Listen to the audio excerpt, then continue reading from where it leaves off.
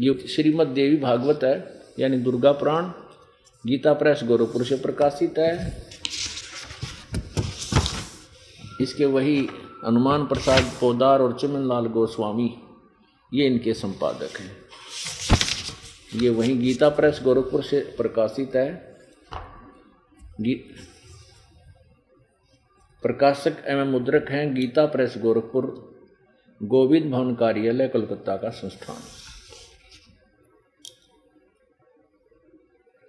अब इसके 28 पृष्ठ पर हम देखते हैं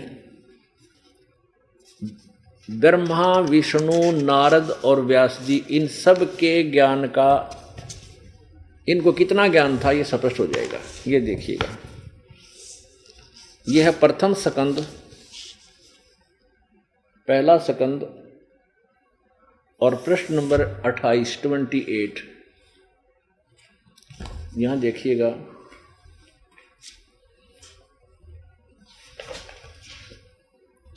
नारद जी ने कहा, महाभाग व्यास जी, तुम इस विषय में जो पूछ रहे हो, ठीक यही प्रश्न मेरे पिताजी ने भगवान श्री हरि से किया था, यानी विष्णु जी से। देवाधिदेव भगवान जगत के स्वामी हैं, लक्ष्मी जी उनकी सेवा में उपस्थित रहती हैं, दिव्य कौस्तुमणि उनकी शोभा बढ़ाती है, वे शंख चक्र गदा लिए रहते हैं, पीताम्बर धारण करते हैं, 4 भुजाएं हैं, वक्षस्थल पर श्रीवत्स का चिन्ह चमकता रहता है, वे चराचर जगत के आश्रय दाता हैं,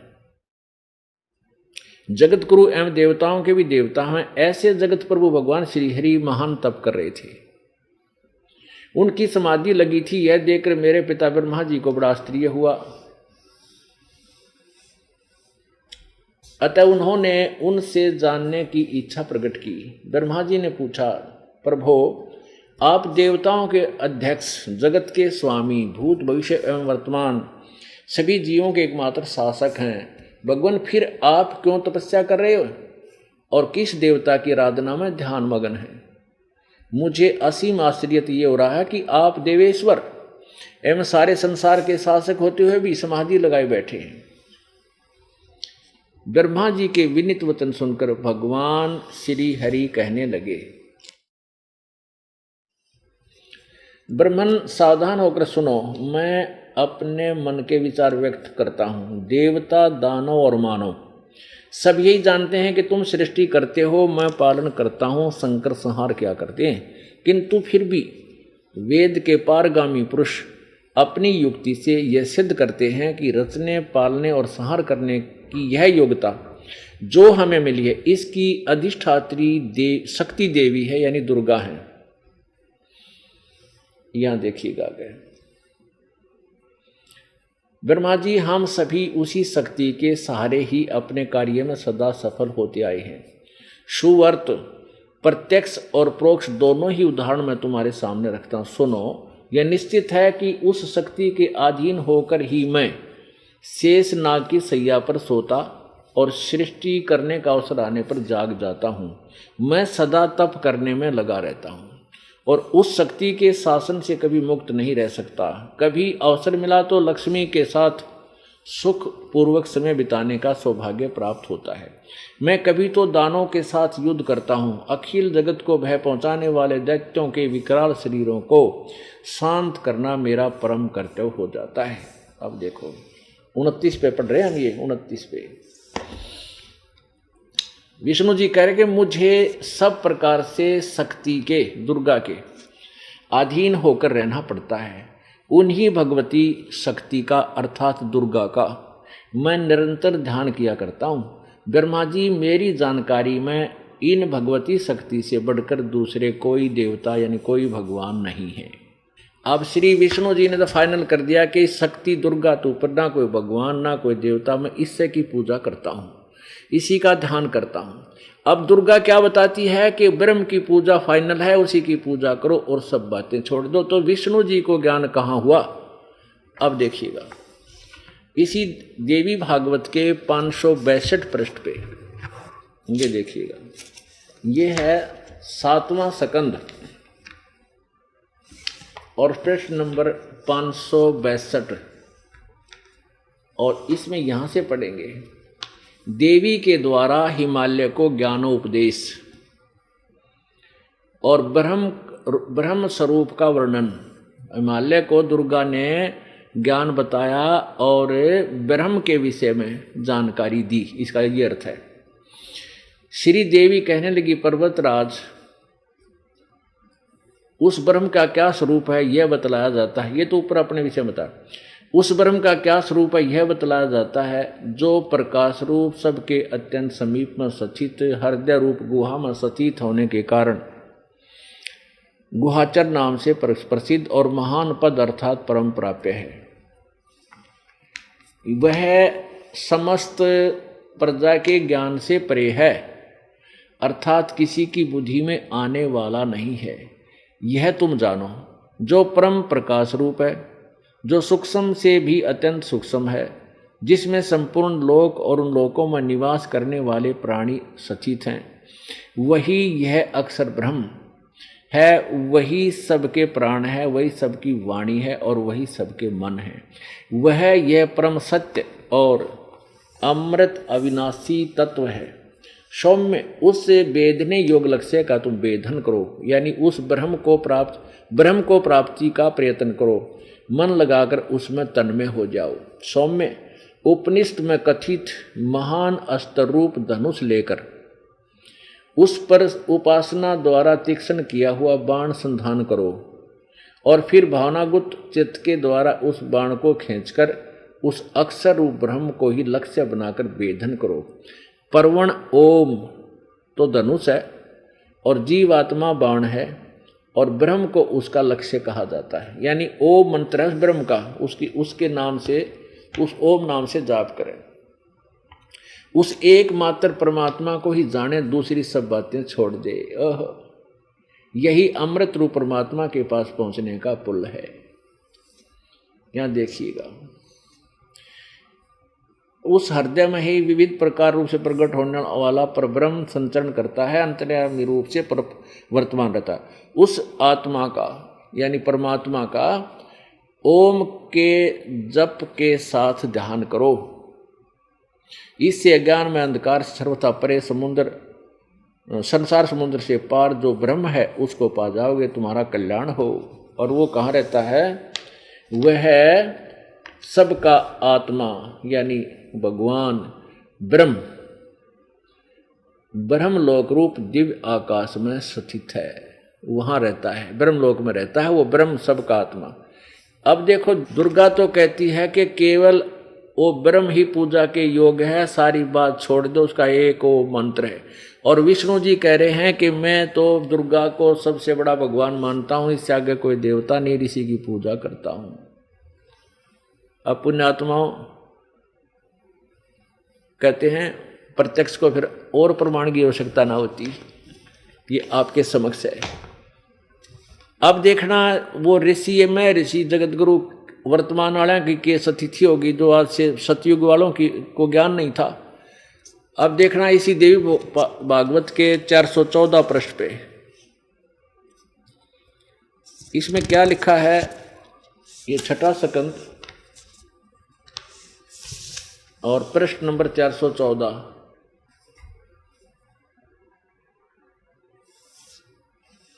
जन्मजय ने पूछा, महाभाग किस युग में कैसा धर्म का स्वरूप है? इस संपूर्ण विषय को विशेष रूप से बताने की कृपा कीजिए। व्यास जी बोले, राजन, यह निश्चय है कि सतयुग में ब्राह्मण वेद के पूर्ण विद्वान थे। उनके द्वारा निरंतर भगवती जगदम्बिका की आराधना होती थी और भगवती का दर्शन करने के लिए उनका मन सदा ललायित रहता था। अरे तेरा गजब हो। अब ये कहते हैं सतयुग के ब्राह्मण यानी ऋषि महर्षि वेद के पूर्ण विद्वान थे और दुर्गा तो ऊपर कोई दुर्गा की भक्ति करते थे, वो उनका भगवान था। अभी आपने पढ़ लिया 562 और 63 पृष्ठ पर दुर्गा कहती है कि उस ब्रह्म की भक्ति करो और ओम जिसका नाम है और सब बातें छोड़ दो, वो ब्रह्मलोक में रहता ऊपर। अपने आत्माओं, परमात्मा परमेश्वर कबीर भगवान की वाणी है, सुर नर मुनि जन 33 करोड़ी, ये बंदे सभी निरंजन डोरी। इस काल की डोर का बंद रहे 33 करोड़ देवता, 88,000 सारे ब्रह्मा विष्णु महेश तक। ये चतुर्भुजी भगवान कहावें, अरहट डोर बंधे सब आवे। इनकी भी जन्म मृत्यु होती है ब्रह्मा विष्णु महेश की। ये चतुर्भुजी भगवान कहलाते हैं, जो ये भी जन्म और मृत्यु वाले रहट के कुएं में ही गिरे हुए हैं। ये तो सूक्ष्म वेद, सूक्ष्म वेद जो सच्चिदानंद घन की वाणी और साथ में इनको समर्थन दे रहे हैं हमारे ये वो सदग्रंथ, वो शास्त्र जिनको हम एथेंटिक यानी सच्चे शास्त्र मानते हैं, वो भी उसी बात का समर्थन कर रहे हैं।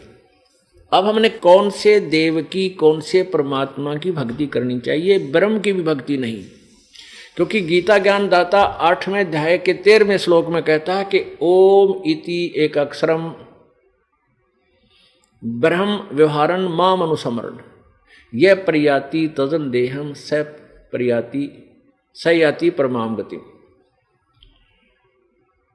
गीता ज्ञान दाता कहता है कि माम ब्रह्म, मुझ ब्रह्म का एक ओम अक्षर है, और जो इसकी साधना करता हुआ शरीर त्याग कर जाता है वो मेरे सतर की यानी परम गति को प्राप्त होता है। मेरे सतर की, मेरे वाली भक्ति का वो लाभ उठाता है। और उसी के संदर्भ में गीता ज्ञान दाता ने 7वें अध्याय के 29वें श्लोक में कहा कि अर्जुन, जो उस तत्ब्रह्म को जान लेता है और पूरे अध्यात्म ज्ञान से परिचित हो जाता है और सब कर्मों से परिचित हो जाता है, तो वो व्यक्ति फिर जन्म मरण, जरा और मरण, बुढ़ापे और मृत्यु से छूटने की ही प्रयत्न करता है, कोशिश करता है। 7वें अध्याय में 30 श्लोक हैं, 29वें में ऐसे कहा है, और 30वें में अधिभूत अधियज्ञ अधिकतम के बारे में पूछा है। तो अब 8वें अध्याय के प्रथम श्लोक में अर्जुन ने प्रश्न किया कि परमात्मा, हे भगवान, फिर कौन है वो तत्ब्रह्म जिसके विषय में आपने 7वें अध्याय के 29वें श्लोक में कहा है वो उस तत्ब्रह्म को, उस भगवान को जान लेता है जो, तो वो कौन है तत्ब्रह्म? तो गीता ज्ञान दाता ने 8वें अध्याय के और 3रे श्लोक में कहा है कि वह परम अक्षर ब्रह्म है। वो परम अक्षर ब्रह्म है। 3 भगवान है, 3 प्रभु, 3, एक तो क्षर ब्रह्म, क्षर पुरुष, क्षर पुरुष कहो, अक्षर ब्रह्म कहो, ये ब्रह्म है, ज्योति निरंजन काल है। और दूसरा अक्षर ब्रह्म, ये परब्रह्म बोला जाता है, जो 7 शंख ब्रह्मांड का स्वामी है। और ये सरब्रह्म जो आपको बताया ब्रह्म, ये केवल 21 ब्रह्मांड का मालिक है। और 3रे नंबर का परम अक्षर ब्रह्म है, वो ओवरऑल कंट्रोलर है, कुल का मालिक है। गीता जी अध्याय नंबर 15 के श्लोक नंबर 1 से लेकर 4 में पूरा एक संसार रूपी वृक्ष का वर्णन कराया है, और उसके विषय में बताया कि जो संत इस उल्टे लटके हुए संसार रूपी वृक्ष को भिन्न भिन्न विभागों सहित बता देगा, स वेदवित, वो वेद का जानने वाला है, वह वेद के तात्पर्य को समझता है, वो तत्वदर्शी संत है। तो उसके विषय में कबीर परमेश्वर जी स्वयं आए थे। वो तत्वदर्शी संत की एक भूमिका करने के लिए, इस अज्ञान को हटाने के लिए परमेश्वर ने स्वयं ही आना पड़ता है। परमेश्वर को स्वयं ही आना पड़ता है, क्योंकि काल ने अज्ञान से पूर्ण रूप से सर्वमानव की बुद्धि को छाया हुआ होता है, ज्ञान से ढका होता है। तो उस परमेश्वर ने आके बताया है कि अक्षर पुरुष एक पेड़ है, निरंजन वा की डार, तीनों देवा शाखा है, ये पात रूप संसार। अब इसमें अक्षर पुरुष ये परब्रह्म है। वृक्ष का तना जानो, जैसे वृक्ष जमीन से बाहर दिखाई देता है, तो जो बाहर दिखाई देता है उसी को हम वृक्ष बोलते हैं, पेड़। तो तना कौन है? ये तो समझो अक्षर पुरुष, अक्षर ब्रह्म, और फिर आगे जो डार निकलती है मोटी, उसको समझो सर ब्रह्म, अर्थात ये क्षर पुरुष। उसके उस टहनी के ऊपर 3 शाखाएं हैं, उनको जानो कि ब्रह्म, रजगुण ब्रह्मा, सतगुण विष्णु, तमगुण शिव, ये तीनों देवा शाखा हैं। और पात रूप संसार, तो ये देखिएगा ये एक उल्टा लटका हुआ संसार रूपी वृक्ष का एक चित्र देखो, ऊपर को जड़ नीचे को शाखा वाला उल्टा लटका संसार रूपी वृक्ष।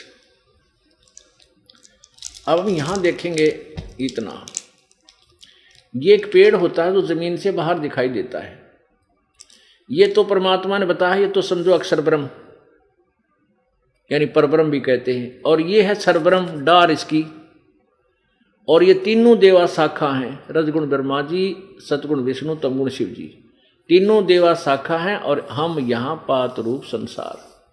और जड़ कौन है? ये परम अक्षर ब्रह्म, तीसरे नंबर का भगवान, पूर्ण परमेश्वर, पूर्ण ब्रह्म परमेश्वर कहो या परम अक्षर ब्रह्म कहो। ये जड़ जो है मूल इस संसार रूपी वृक्ष की, जिससे सारे वृक्ष का पालन होता है, पोषण होता है, वो परम अक्षर ब्रह्म है। अब देखिए पूरा ये चित्र,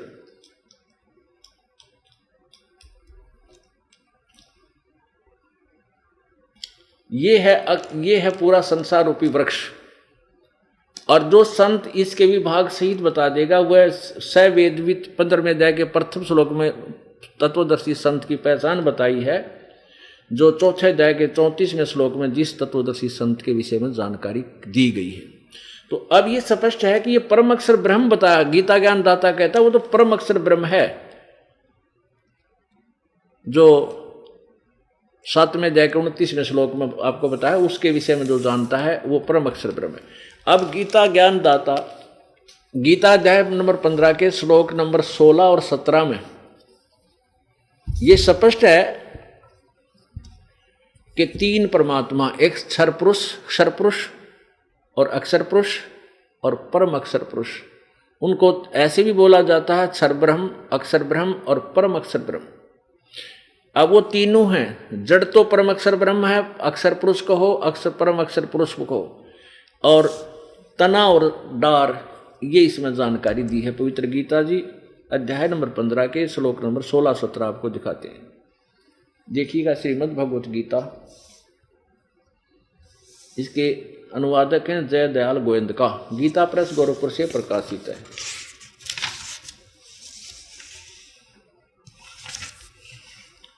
प्रकाशक में मुद्रक हैं गीता प्रेस गोरखपुर, गोविंद भवन कार्यालय कोलकाता का संस्थान। इसके 15वें अध्याय के श्लोक नंबर 16 और 17 में ये देखिएगा, अध्याय 15 का श्लोक नंबर 16, इसमें क्या लिखा है कि द्वौ इमौ पुरुषव लोके क्षरच अक्षर एवं एवच सर सर्वाणी भूतानि कटुष्ठ अक्षर उच्यते। द्वौ इमौ पुरुषव लोके, इसको कैसे अनुवाद किया जाता है? इमौ माने इस, लोके माने लोक में, द्वौ माने दो, पुरुषों माने भगवान हैं, दो प्रकार के, दो प्रभु हैं, दो ब्रह्म हैं, एक क्षर पुरुष यानी क्षर ब्रह्म और एक अक्षर पुरुष यानी अक्षर ब्रह्म। ये क्षर पुरुष कहो तो क्षर ब्रह्म कहो, क्षर अक्षर पुरुष कहो तो अक्षर ब्रह्म कहो, ये दो भगवान हैं। और इनके तथा इनके अंतर्गत जितने प्राणी हैं उनके सब की जीवात्मा तो अमर है, लेकिन स्थूल शरीर इनके नाशवाणी, क्षर है, नाशवान है। अब इनका अनुवाद देखिए इन्हीं के दो शब्दों में। इस संसार में नाशवान और अविनाशी भी दो प्रकार के पुरुष हैं। पुरुष माने यहाँ ब्रह्म समझ लो चाहे भगवान समझ लो, दो प्रकार के भगवान हैं, परमात्मा है, भगवान है। और संपूर्ण प्राणियों के भूत प्राणियों के शरीर तो नाशवान और जीवात्मा अविनाशी कहा जाता। सत्र में मैं क्लियर कर दिया कि उत्तम पुरुष है तो अन्य, वो सर्वपुरुषोत्तम परम अक्षर ब्रह्म, क्षर पुरुष, अक्षर पुरुष और परम अक्षर ब्रह्म, ये तीसरा परम अक्षर ब्रह्म तो कोई और ही है। उत्तम पुरुष है तो अन्य परमात्मा इति उदाहरतः ये लोग तर्यम आविश्य विभर्ति अवय ईश्वर है। उत्तम पुरुष तो ऊपर वाले इन दोनों से, इस संसार में नाशवान और विनाशी, क्षर और अक्षर, क्षर पुरुष और अक्षर पुरुष, ये दो परमात्मा हैं। और यहाँ स्पष्ट कर दिया कि वो परमात्मा तो इन दोनों से भी अन्य ही है।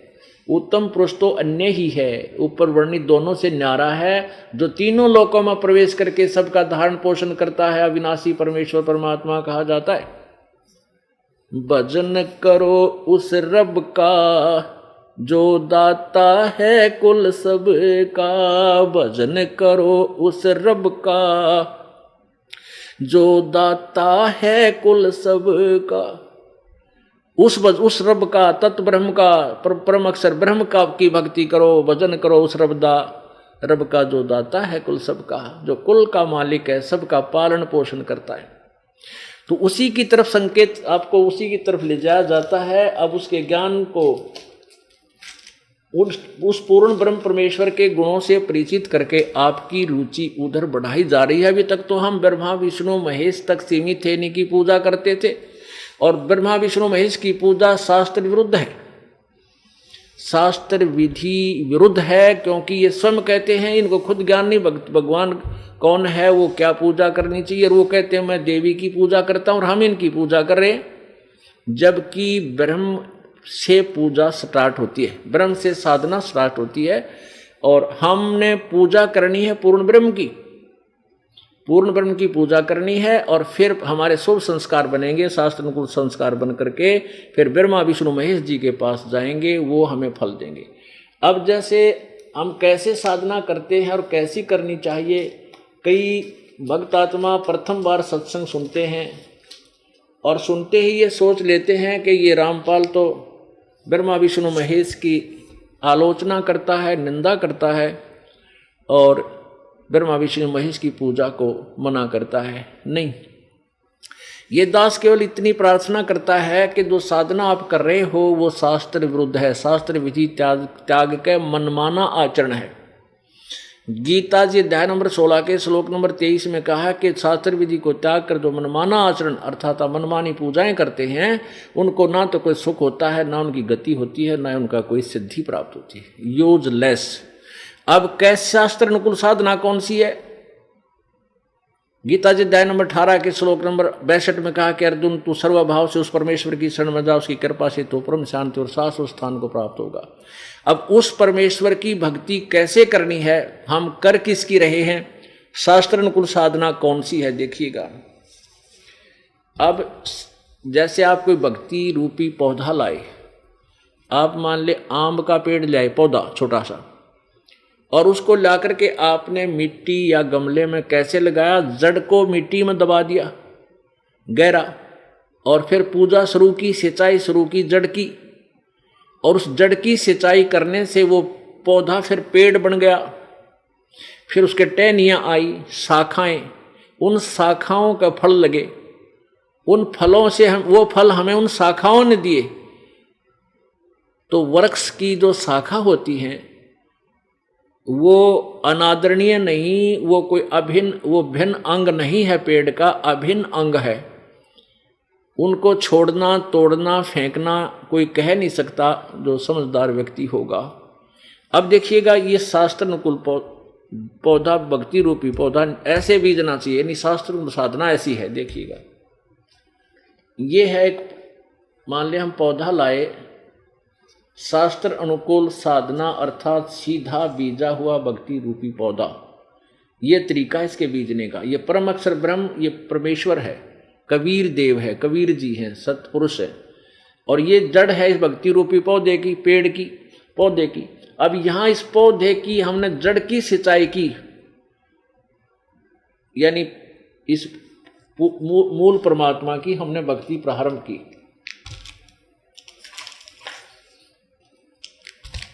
अब दूसरे शब्दों में ये देखिएगा, हमने परम अक्षर ब्रह्म की, हमने परम अक्षर ब्रह्म की पूजा शुरू की, ये, और इस परम अक्षर ब्रह्म से फिर ये पूर्ण ब्रह्म समझो ये जड़ है, और ये अक्षर ब्रह्म अर्थात अक्षर पुरुष ये तना है। इस जड़ से खुराक, फिर ये जो सिंचाई, ये पूजा, इस पूजा की फल कहाँ, यहाँ से शुरू हुआ और यहाँ गया तना में, फिर ये है डार, मोटी डार, इसको अक्षर ब्रह्म कहो या अक्षर पुरुष कहो, ये निकाल, और इसके ये तीन पुत्र हैं, रजगुण ब्रह्मा, सतगुण विष्णु, तमगुण शिवजी रूपी शाखा हैं। अब ये यहाँ सिंचाई, ये सारी खुराक जड़ से चली और इन तीनों शाखाओं को फल लगे, यानी बड़ा हुआ पेड़ और फिर फल लगेंगे इन ब्रह्मा विष्णु महेश रूपी शाखाओं को, ये हमें फल देंगे उस समय जब हम इस पूर्ण ब्रह्म की पूजा करेंगे, इसकी सिंचाई करेंगे। शास्त्र कुल साधना है, इसकी भक्ति करने से हमारे शुभ संस्कार बनेंगे और इस शुभ संस्कार फिर हमारे यहाँ आ जाएंगे ब्रह्मा विष्णु महेश के पास। ये बिना मांगे देंगे आपको, ये टहनी अपने आप लदपद हो जाएंगी। और आप क्या कर रहे हो? आप जी ऐसी पूजा कर रहे हो। आप जी ने क्या कर रखा है? इस भक्ति रूपी पौधे को उल्टा बीज रखा है। आपने क्या किया है? ब्रह्मा विष्णु महेश रूपी शाखाओं को तो जमीन में गाड़ दिया, मिट्टी में, और इनकी पूजा शुरू कर दी और इस जड़ को छोड़ दिया जिसकी पूजा। ये शास्त्र विरुद्ध साधना है, ये शास्त्र विधि त्याग का ये मनमाना आचरण है जो आपको कोई लाभ नहीं दे सकता। ये साधना आप जी कर रहे हैं, ये समझ लीजिए। आपने रजगुण ब्रह्मा सतगुण विष्णु रूपी शाखाओं को तो इनकी तो पूजा शुरू कर दी और ये जड़ छोड़ दी। आपने करना कैसे चाहिए था? आप जी ने ऐसे करना चाहिए था, ऐसे करना चाहिए था। अब ये दास क्या कहता है कि ये जो पूजा आप करें ब्रह्मा विष्णु महेश की, शास्त्र विधि त्याग कर मनमानी पूजाएं हैं, ये भक्ति रूपी पौधे को आप व्यर्थ कर रहे हो। आप केवल सीधा कर लीजिए, ऐसे कर लो बस, नथिंग एल्स। फिर देखना है पूजा करो परमेश्वर की और यहां से आपके शुभ संस्कार ब्रह्मा विष्णु महेश के पास जाएंगे, अर्थात ये ब्रह्मा विष्णु महेश रूपी टहनियां लदपद होंगी फलों से और फिर आपको लाभ, यही तरीका है परमात्मा से लाभ लेने का। तो इसमें इस दास ने कौन सी तो ब्रह्मा विष्णु महेश की निंदा कर दी और कौन सा इनको छोड़ने को बता दिया। केवल जो अनभिज्ञ हैं, ज्ञान सुनते नहीं, छोटी सी बात सुनकर चिंगरजा हैं, 20 जगह जाकर बुराई कर देते हैं, वो आप तो दोषी हैं और जनता के हृदय को मलिन करने के भी पापी होंगे, ताकि वो बेचारे यहाँ नहीं आ पाएंगे इसी द्वेष में कि रामपाल तो निंदा करता है देवताओं की। नहीं, निंदा करता जीव कट जा महापुरुषों की। हम जिसकी जितनी पावर है, जिसकी जितनी सचिति है, वो ज्यों की तो उन्हीं की हिस्ट्री से, उन्हीं की जीवनी से पढ़कर सुना रहा है, दिखा रहा है और कुछ अपनी तरफ से मिला नहीं रहा। और इसको जो निंदा कहता है वो कितना बुद्धिमान होगा आप समझ लेना। अब क्या बताना चाहते हैं? जैसे आप जी साधना कर रहे हो शास्त्र अनुकूल, तो उस गीता अध्याय नंबर 8 के श्लोक नंबर 13 में गीता ज्ञान दाता ने अपनी पूजा बताई है। मेरा एक ओम मंत्र है, मुझ ब्रह्म का अंतिम सांस तक इसकी पूजा करते रहो तो मुझे ही प्राप्त होगे। 8वें अध्याय के 5वें और 7वें श्लोक में गीता ज्ञान दाता कहता है कि मेरी भक्ति कर और मुझे ही प्राप्त होगा, डोंट वरी, चिंता मत कर, और युद्ध भी कर और मेरी भक्ति कर। अब इससे इसीलिए तो क्योंकि युद्ध भी कर और भक्ति कर, तो युद्ध करनी है ना, शांति कहाँ? शांति तो हो ही नहीं सकती। और परम शांति के लिए इसलिए कहा कि यदि तूने परम शांति चाहिए 18वें अध्याय के 62वें श्लोक में, तो उस परमेश्वर की शरण में जा। वो परम अक्षर ब्रह्म का वो मार्ग जानता है, उस तत्वदर्शी संत की खोज कर। चौथे अध्याय के 34वें श्लोक में उससे पूछ परम अक्षर ब्रह्म के बारे में। और गीता जी अध्याय नंबर 8 के ही श्लोक नंबर 8, 9, 10 में उस परम अक्षर ब्रह्म की भक्ति के लिए संकेत किया है, स्पष्ट लिखा है कि जो उसकी भक्ति करता है उसके पास चला जाता है, लेकिन जाता है भक्ति की बल से, भक्ति योग के बल से, यानी भक्ति की साधना की शक्ति से, उस कमाई से उसके पास चला जाता है। और मेरी पूजा करने वाला मेरे पास आ जाता है। ब्रह्म कहता है उस परमात्मा की साधना कैसे करनी है। 17वें अध्याय के 23वें श्लोक में गीता जी में कि उस परमात्मा के पाने का ओम तत्सत इति निर्देश है ब्रह्मण त्रिविध समर्थ है। उस परमात्मा का 3 प्रकार, ओम तत्सत ये मंत्र है, इस तरह पाए। और ओम मंत्र ब्रह्म का,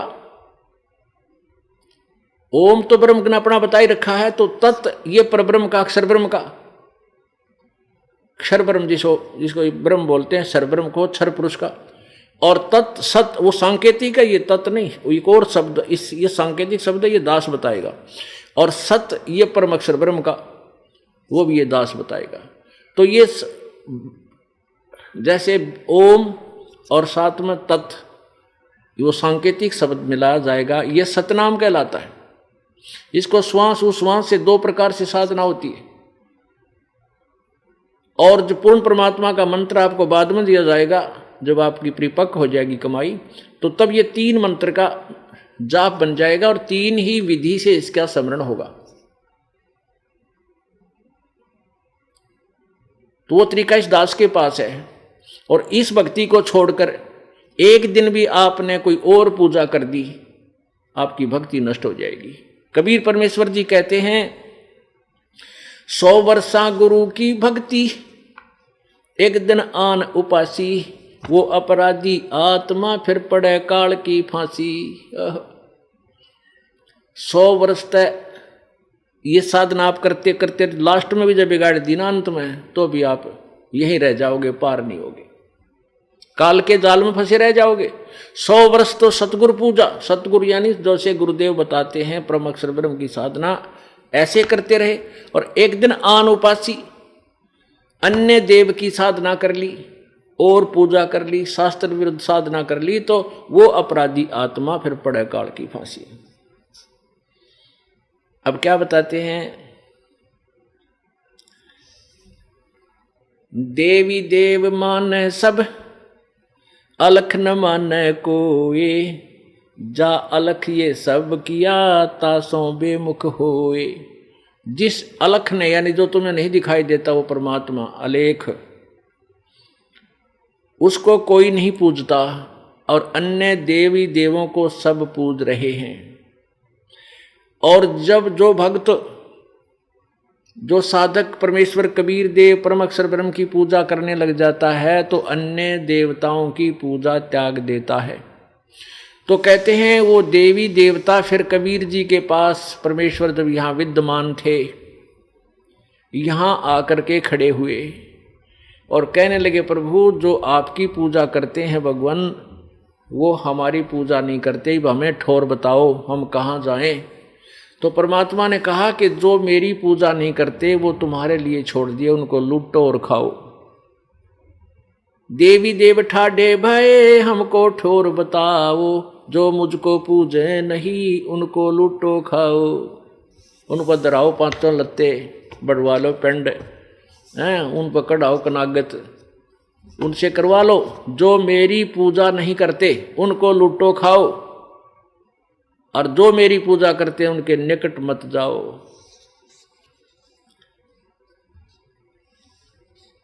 माई मसाणी सेठ शीतला,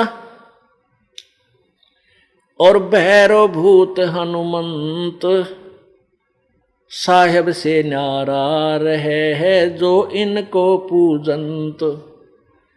अब जैसे माई मसाणी सेठ शीतला भैरव भूत हनुमान, कहते यहां तक कि जो पूजा करते हैं वो परमात्मा के निकट बिल्कुल नहीं आ सकता। अपनात्मा परमेश्वरी की एक एक वाणी इतनी गूढ़ रहस्य रखती है कि उसका विश्लेषण करने में और सॉल्यूशन करने में बहुत लंबा चौड़े उदाहरण देने पड़ते हैं, क्योंकि हम अज्ञान से परिपूर्ण हो चुके हैं। हमने शास्त्र विधि त्याग कर मनमानी साधनाएं ठोक ठोक कर रखी अपने अंतःकरण में। उसकी सफाई करने के लिए इतने ढेर सारे प्रमाण दे करके उस गंध को निकालकर ये अमृत जल, अमृत वस्तु आपके हृदय में यहाँ भरी जाती है, और फिर देखना आपको कितना लाभ होगा। तो अब आज के सत्संग में ये क्लियर हो गया कि एक तो हमने परमात्मा, मनुष्य जीवन जो मिला है भगवान की भक्ति के लिए मिला है। दूसरा ये हो गया कि हम पूजा किसकी करते हैं और किसकी करनी चाहिए। हम पहले किसकी पूजाएं करते थे? तीनों गुणों की, रजगुण ब्रह्मा, सतगुण विष्णु और सतगुण तमगुण शिवजी रूपी शाखाओं को पूजा करते थे, शास्त्र विरुद्ध साधना करते थे। अब हमने शास्त्र विधि अनुसार सीधा पौधा बीज लिया, अब पूजा शुरू कर दी कबीर परमेश्वर की, परम अक्षर ब्रह्म की। अब उस परम अक्षर ब्रह्म से को प्रतिष्ठ यानी इष्ट मानकर उसको सभी यज्ञों में, सभी पूजाओं में प्रतिष्ठित करके, यानी उसी को पूर्ण परमात्मा रूप में, अपना इष्ट रूप में मानकर उसकी पूजा करने से फिर हमारी सभी आध्यात्मिक कार्य अनुष्ठान सफल होते हैं और फिर उनके शुभ संस्कार बन करके ब्रह्मा विष्णु महेश रूपी देवताओं के पास जाते हैं। और ये तीनों ब्रह्मा विष्णु, रजगुण ब्रह्मा, सद्गुण विष्णु, तमगुण शिवजी रूपी शाखा, इस संसार रूपी शाखा के ये देवता फिर हमें बिना मांगे इच्छित भोग देंगे। गीता जी अध्याय नंबर 3 के श्लोक नंबर 10 से लेकर 15 तक ये कंसेप्ट क्लियर कर दिया कि इन यज्ञ के द्वारा तुम इन देवताओं को बढ़ाओ। यज्ञ में धार्मिक अनुष्ठान यानी शास्त्र अनुकूल पूजा से इन देवताओं को बढ़ाओ और ये बढ़े हुए देवता तुम्हें बिना मांगे ही इच्छित फल देते रहेंगे। संसार रूपी उल्टे लट्टे हुए वृक्ष से हमने समझना है कि जड़ तो इसमें परम अक्षर ब्रह्म, ये पूर्ण परमात्मा है, इस और ऊपर ये तीनों देवता शाखा हैं। तो ये देवता बढ़ेंगे क्यों करे? ये बढ़ेंगे, पौधा जैसे जड़ को पूजा करेंगे तो ये पेड़ बनेंगे और ये बढ़े हुए देवता यानी ये टहनी फिर शाखा बन जाएंगी और वो शाखा जो है पौधे से पेड़ बन गया तो वही तीनों शाखाएं का फिर फल लगेंगे और ये देवता बिना मांगे ही आपको इच्छित फल देते रहेंगे। अब ये 5 मिनट का सत्संग और जरूरी हो गया, इसके साथ इसका लिंक हो गया 3रे अध्याय का। यही श्रीमद् भगवत गीता जयदयाल गोविंद का इसके अनुवादक हैं, गीता प्रेस गोरखपुर से प्रकाशित है। और 3रे अध्याय का अब 10 से लेकर ये देखिएगा यहां से अध्याय नंबर 3 और श्लोक नंबर 10। प्रजापति ब्रह्मा ने कल्प के आदि में यज्ञ सहित प्रजाओं को रचकर कहा था, तुम लोग इस यज्ञ के द्वारा वृद्धि को प्राप्त हो और यह यज्ञ तुम लोगों को इच्छित भोग देने वाला हो। 11वें में कहा है, इस यज्ञ के द्वारा देवताओं को उन्नत करो और वे देवता तुम लोगों को उन्नत करें। इस प्रकार निस्वार्थ भाव से एक दूसरे को उन्नत करते हुए तुम लोग परम कल्याण को प्राप्त होगे। फिर क्या लिखा है, यज्ञ के द्वारा बढ़ाए हुए देवता, यज्ञ के द्वारा बढ़ाए हुए देवता तुम लोगों को बिना मांगे इच्छित भोग निश्चय ही देते रहेंगे। इस प्रकार इन देवताओं के द्वारा दिए हुए भोगों को जो पुरुष इनके बिना दिए यानी स्वयं भोगता है वह चोर ही है। अपने आत्मा यहां तक का समझे हम। अब इस यज्ञ के द्वारा यानी शास्त्र अनुकूल साधना के द्वारा इन देवताओं को उन्नत करो, यानी इस संसार रूपी वृक्ष की पौधे की शाखाओं को उन्नत करो। वो कैसे होगी?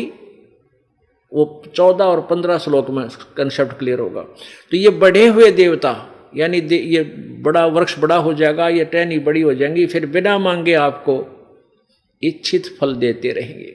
आगे देखना 13वें में क्या कहा है, यज्ञ से बचे हुए अन्न को खाने वाले श्रेष्ठ पुरुष यानी पूर्ण परमात्मा को इष्ट रूप में मानकर, पूर्ण परमात्मा को इष्ट रूप में मानकर जो उसकी पूजा करते हैं, उनको भोग लगाकर जो अनुष्ठान प्राप्त करते हैं, उसके बाद जो शेष अन्न बच जाता है उसको उस प्रसाद को खाया जाता है।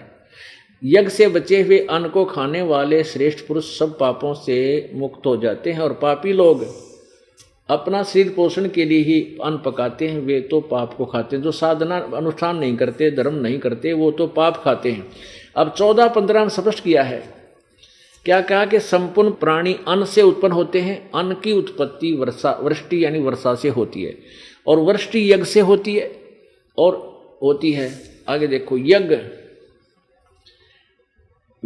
विहित कर्मों से यानी शास्त्र अनुकूल साधना से उत्पन्न होने वाले हैं। और कर्म समुदाय को यानी कर्म किसने लगाए, ब्रह्म उद्भवम, ये वेद लिख दिया इन्होंने नहीं, ये कर्म लगे वेद ने, ब्रह्म ने कर्म लगाए, क्योंकि हम काल के लोक में आए तो हमने कर्म करने पड़े। थोड़ा सा सुनो ध्यान से।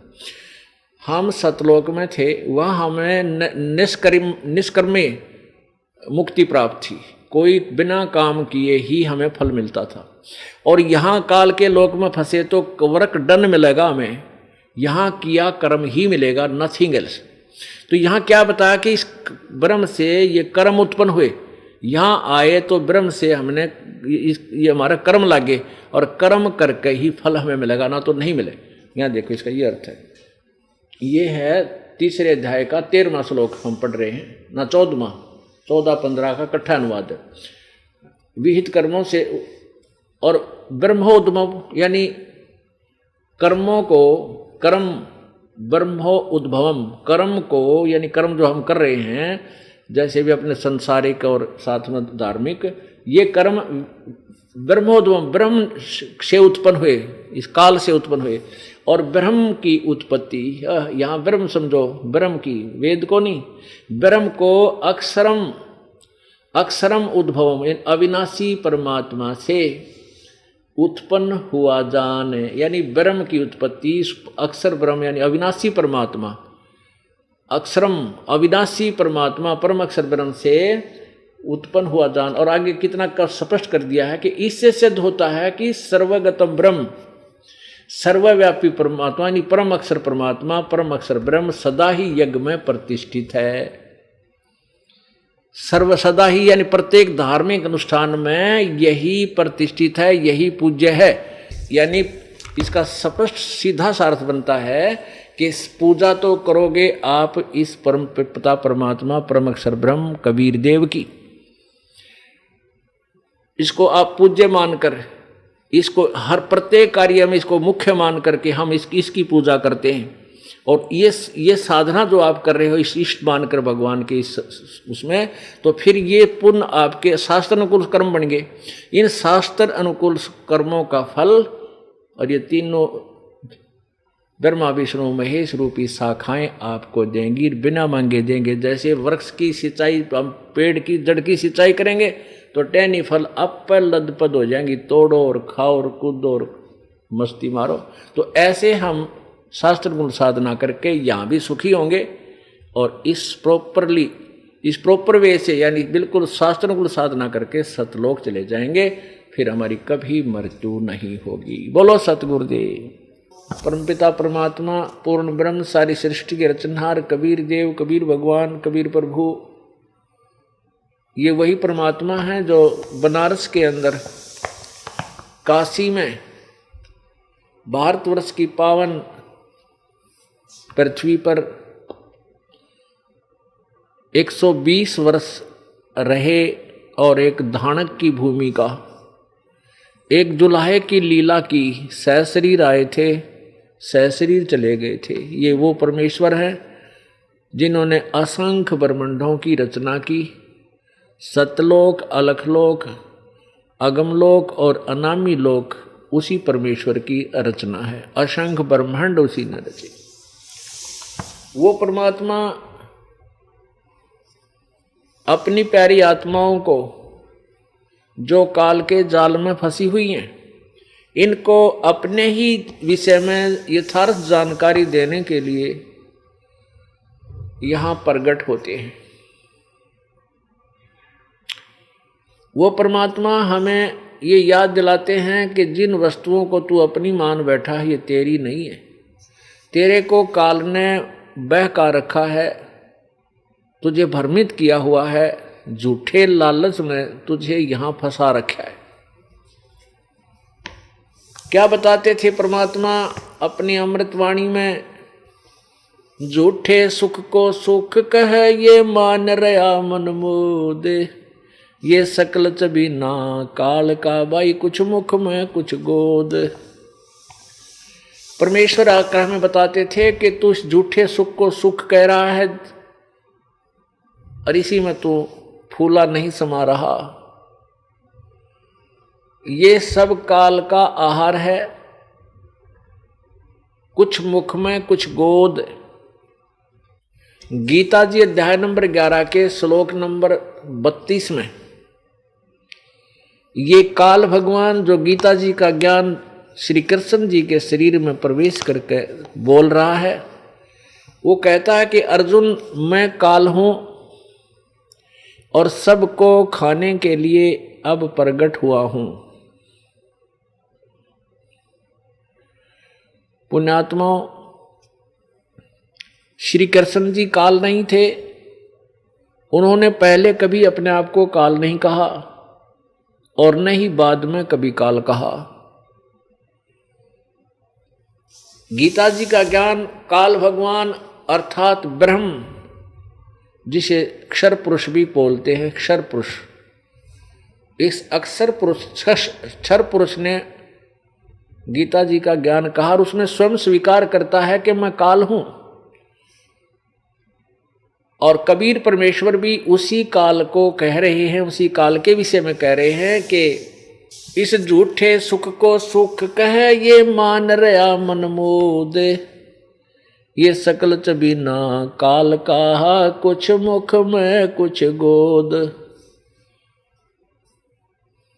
अब जितने भी पृथ्वी पर ये मानव शरीरधारी प्राणी हैं, ये काल भगवान का आहार है। ये काल भगवान 1,00,000 मानव शरीरधारी प्राणियों को, स्त्री पुरुष दोनों के शरीर, सूक्ष्म शरीर से एक गंध निकालकर तपतशिला पर भूनकर इन 1,00,000 प्राणियों को प्रतिदिन और उनमें से निकली हुई गंध वासना को आहार करता है। एक दूसरे शब्दों में 1,00,000 मानव शरीरधारी प्राणियों को ये काल प्रतिदिन खाता है और 1,25,000 की उत्पत्ति करता है। पुण्यात्माओं, आप बालक हो, बच्चे हो, इस भक्ति मार्ग से आप अपरिचित हो, यथार्थ भक्ति मार्ग से, जिस कारण से आपको ये बातें प्रथम बार सुनोगे तो एकदम उलट सी लगेंगी। क्या हमारे बच्चे, हमारा परिवार, ये सब काल का आहार है? यस, ये सभी काल का आहार है। आप देख रहे हो दुर्घटना के अंदर परिवार विनाश को प्राप्त हो जाते हैं। कहीं पर भूकंप आता है तो उसके अंदर क्षेत्र का क्षेत्र नष्ट हो जाता है, लाखों लोग मर जाते हैं। और कहीं पर अन्य कारणों से, कहीं पर बीमारी से, कहीं पर किसी और आपदा, सूखा गिर जाने से, कहीं पर फ्लड आ जाने से, बाढ़ आ जाने से प्रतिदिन हम विनाश होते प्राणियों को देखते हैं और फिर भी भय नहीं बनता। क्यों नहीं बनता? क्योंकि हमारे ऊपर इस काल के माया की भांग का नशा चढ़ चुका है।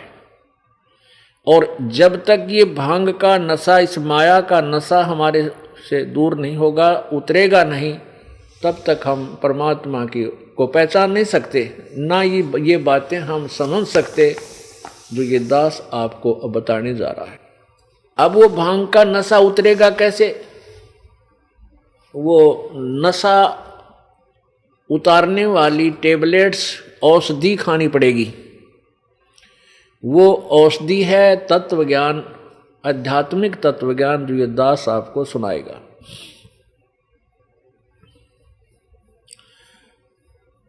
और फिर आपको ये समझ में आएगी सचमुच हम तो बिल्कुल पूर्ण रूप से इस काल भगवान ने धोखे में रखा हुआ हमारे को। पहले तो आपको काल की परिभाषा बताते हैं कि काल कैसा है, कैसे आहार करता है, और हम सभी काल आहार, काल का चबीना कैसे हैं। जैसे कसाई बकरे पालता है, कसाई बकरे पालता है, बकरियां पालता है, वो क्या करता है? जिसकी प्रतिदिन की अच्छी कंजम्पशन है, 10-20 बकरे रोज जिसके सेल होते हैं, वो हजारों की संख्या में बकरे और बकरियां पालता है। उनके लिए एक लंबा चौड़ा स्थान उनके रोकने के लिए बना देता है, उनको वहाँ रोके रखता है। और उसी स्थान के अंदर कहीं पर तालाब बना रखा है, कहीं पर अच्छी घास उगी हुई है, और कहीं पर उसने एक छान डालकर शेड बना रखे हैं। गर्मी और सर्दी से वो बकरे बकरियां गर्मी और सर्दी के अंदर उनमें अपने आप ऑटोमेटिकली राहत प्राप्त करते हैं।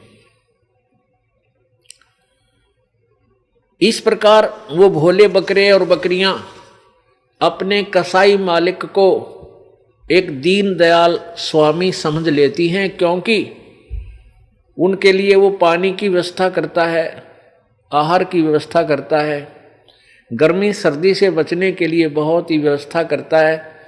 और वो भोले प्राणी ये सोच लेते हैं ये हमारा मालिक हमारी कितनी केयर टेक करता है, कितनी देखभाल करता है, बहुत ही अच्छा है, उसको प्यार देते हैं। जब वो कसाई जाता है उन बकरों में, उसके पास आ जाते हैं, इकट्ठे हो जाते हैं, उससे प्यार करते हैं। कोई ऊपर पैर करके सीने से लगाना चाहता है, और वो क्या करता है, कसाई ऐसे हाथ उनकी बाजू पकड़ता है ये देखने के लिए ये कितने किलो का हो गया, कितना मांस बिकेगा, और वो बकरे उसको प्यार देते हैं, चाटते हैं प्यार से, अपना दयालु स्वामी जानकर। और वो केवल अपना स्वार्थ सिद्ध करने के लिए ही उनकी देखभाल और ये व्यवस्था किए हुए है। पुण्यात्माओं, इसी प्रकार इस काल भगवान ने, ब्रह्म ने, आप देखते हो कितनी लंबी चौड़ी पृथ्वी, और इसके ऊपर कहीं पर सुंदर झरने बह रहे हैं, कहीं पर गंगा जैसी अमृत गंगा जैसा पवित्र जल की दरिया बह रही है, और कहीं पर बाग बगीचे, वन और काजू किस्म, सेब संतरे, फल और मेवा, और कितनी सुंदर हवा, कैसा सूर्य उदय और अस्त, दिन और रात, और ये सब व्यवस्था कर रखी है। इससे हमें ऐसा लगता हमारे को कि भगवान तो ने तो कमाल कर रखा है। देखो हमारे लिए कितनी सुविधा दे रखी है, कितने अच्छे फल फूल हैं, जड़ी बूटियां हैं, मेवा है, काजू किस्म, सेब संतरे, और भगवान बड़ा दयालु है, बड़ा कमाल कर रखा है। नीचे पृथ्वी में के अंदर कितना शीतल जल, मीठा जल, और ऑटोमेटिकली गर्मियों में ठंडा निकले और सर्दियों में गर्म, कितना अच्छा परमात्मा का विधान नजर आता है। और फिर हम भूल जाते हैं कि यही भगवान जो हमें ऐसी सुविधा दे रहा है, तो कि एक ही दिन किसी का बेटा मर गया है, किसी की बेटी मर गई है, किसी का पति मर गया है, किसी का कुछ हो रहा है, हाहाकार मच रही है। तो यदि ये दयालु भगवान है तो ये जुल्म क्यों, ये सितम क्यों ढा रहा हमारे ऊपर, कभी मन में नहीं आया। क्योंकि हम जीव बुद्धि के अंदर है, और जीव की बुद्धि इससे अधिक सोच ही नहीं सकती। और जिस समय हमारा कंट्रोल परमेश्वर कबीर देव के हाथों में आ जाएगा, अर्थात हमें तत्व ज्ञान होगा, परमात्मा की डोर से बंध जाएंगे, फिर हमारी आंखों का जो अज्ञान रूपी मोतियाबिंद था वो हट जाएगा, और फिर हम दूर तक सोचेंगे, ओ हो ये सचमुच ये तो जुल्म कर रहा है, ये भगवान नहीं है। श्री विष्णु पुराण के 2वें अध्याय में क्या कहा है कि विष्णु भगवान का, ब्रह्म का, क्योंकि विष्णु रूप में ये ब्रह्म प्रकट होता है, कभी शिव रूप में, कभी ब्रह्मा रूप में, और इसी के पुत्र 3 रजगुण ब्रह्मा, सदगुण विष्णु, तमगुण शिव जी, ये अलग हैं, इसके पुत्र हैं।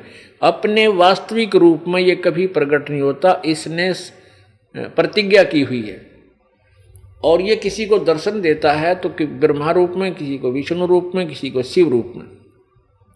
तो ये क्या जान लेते हैं साधक कि ये जो रजगुण ब्रह्मा, सदगुण विष्णु, तमगुण शिव जी, यही परमात्मा है, यही भिन्न भिन्न रूप धारण कर लेता है। आखिर में ये विष्णु कहने लग जाते हैं, वो महाविष्णु कहो या ब्रह्म कहो या काल कहो। तो विष्णु पुराण के अंदर इस महाविष्णु अर्थात काल तथा इसके पुत्र सद्गुण विष्णु की दोनों की महिमाएं विष्णु पुराण में लिखी हुई हैं। ये समझने का अंतर है, क्योंकि तत्व ज्ञान न होने से अनुवाद करता भी इसको नहीं समझ सके। तो इसमें क्या लिखा है श्री विष्णु पुराण में कि श्री विष्णु जी का अर्थात परब्रह्म बोलते हैं इसे, कभी ब्रह्म कहे हैं, ज्ञान तो इनको था ही नहीं ऋषियों को, कोई कुछ कह रहा है कोई कुछ कह रहा है। अब देखिएगा श्री विष्णु पुराण गीता प्रेस गोरखपुर से प्रकाशित है। श्री विष्णु पुराण अनुवादक श्री मुनीलाल गुप्त, प्रकाशक एवं मुद्रक है गीता प्रेस गोरखपुर, गोविंद मंग कार्यालय कोलकाता का संस्थान। इसके प्रश्न नंबर बिल्कुल प्रारंभ में 4 पे, प्रथम अंश अध्याय नंबर 2 और प्रश्न नंबर 4 पे यहां आइएगा नीचे। हे द्विज, परब्रह्म का प्रथम रूप पुरुष है। पुरुष माने भगवान परमात्मा जैसा। अव्यक्त और व्यक्त उसके अन्य रूप है तथा काल उसका परम रूप है। स्पष्ट है? अब आगे देखो। अब देखिएगा